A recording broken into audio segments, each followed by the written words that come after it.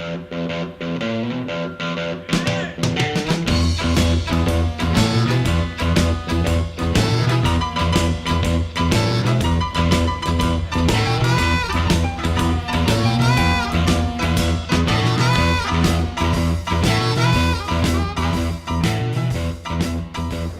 we're gonna be here working on this carrier unit. I believe it's a 12.5-ton unit. Call it for cooling. We got no cooling, so I'm just gonna start opening it up and see what we can find. This is pretty much the unit rundown. Nothing's running, so let's see. Start opening her up and see what I can find. Alright guys, I've opened her up already. I do have power, as you can see. It's one of these carriers with the Comfort Link system. Just needs some cleaning. I'm just going through alarms currently. I haven't reset anything, just want to go through alarms. It might be a little hard to see on your screen with all the flashing and light. I have a few codes here.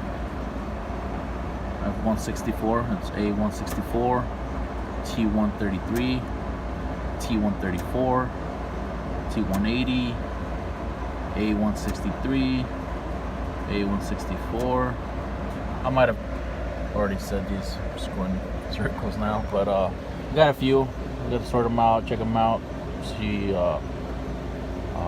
look them up and exactly what they mean. I don't have them all memorized, so I'll be doing that right now. Just showing you guys pretty much the alarms that's thrown at me, so I gotta go through them and see what's going on with this unit. But it's completely down, nothing, no blower, nothing.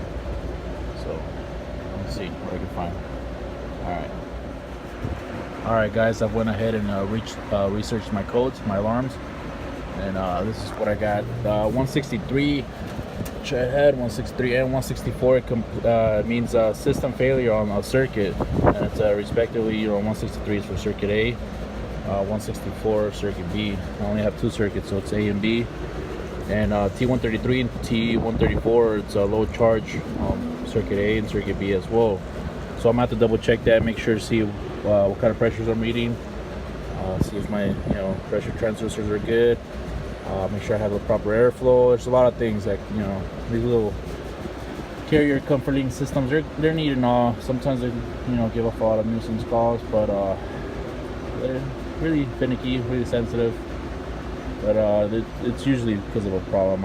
Right off the bat, I've noticed a few things already. Condenser coil, it's completely, it's dirty. So we're probably reading my head as well. Surprised I don't have an alarm for that, but it throws off everything. And so let me see what I can find. I don't see any signs of leaks or any oil or anything like that, but never know. So I'm just gonna keep probing at it. Oh, and T180, I didn't show that one. The T180, it's a loss of economizer, so something going on with that as well. Alright guys, I've hooked up my gauge just to see my pressure. It's actually currently calling right now, and I don't have my blower. My blower is down. I just reset my alarms, try to fire up the system, and this baby's done, smoked up.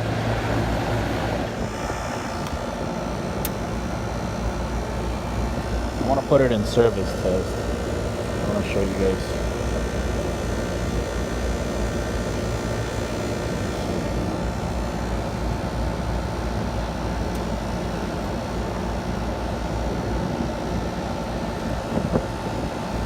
I'm going to copy my password, which is 111 on. Once you put it in service test, it'll shut everything down. It'll override the occupied mode. So you will have to put in your password. Carrier factory, it's 1111. So yeah, I just put that. It overrides my my occupied normal settings. Currently, my blower motor is tripped. It's completely off. It's gone. I'll have to pull this baby out, like I said. What is it? Let me see. I can't. I'll have to climb. Kind of short.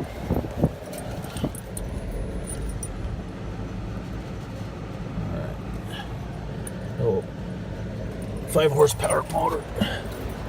Alright. Got a little bit of bad news. Went ahead and pulled out the motor already. That was pretty easy. Just these 4 bolts down here and almost. But my bracket, and that's the thing, that's what caused it to fail. The motor doesn't look that old. Pulley was super easy to take off. I don't even have to use WD-40 or anything. Just slip right out. So I think somebody recently replaced this motor.